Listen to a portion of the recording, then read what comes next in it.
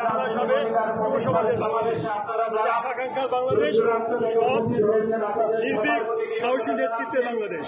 বাংলাদেশ হবে দুর্নীতিমুক্ত বাংলাদেশ। কোন ফ্যাসিস্ট যাতে আর বাংলাদেশের এই মাটিতে শিকড় রাখতে না পারে, অন্যায় হবে তার লক্ষ্য, অন্যায় হবে তাদেরকে বাধা দেওয়ার মূল শক্তি। এই বার্তা নিয়ে আমরা হাজির হয়েছি। ইনশাআল্লাহ তরুণদের সমর্থন পেয়েছি।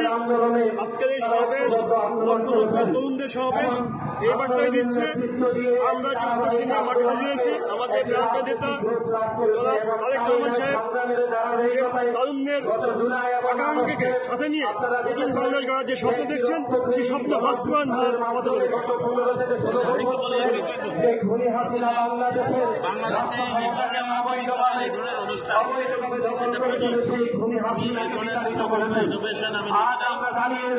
দেখেছিলাম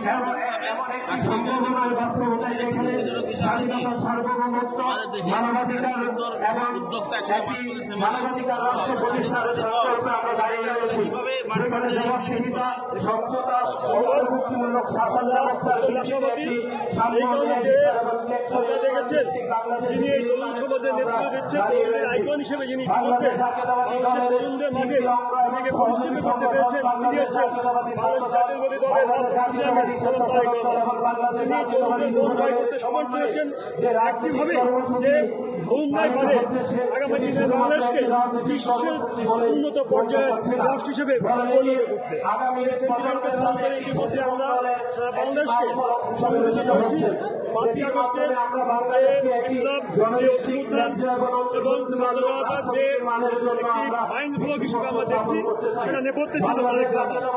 তারেক রহমানই পারবে আগামী দিনে তরুণকে ঐক্যবদ্ধ করে এটা শক্তিশালী এবং দুর্নীতিমুক্ত বাংলাদেশ গড়ে দিবে।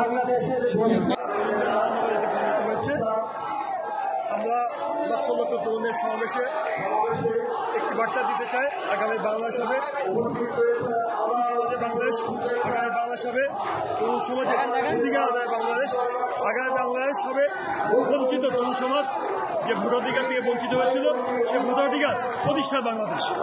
ধন্যবাদ।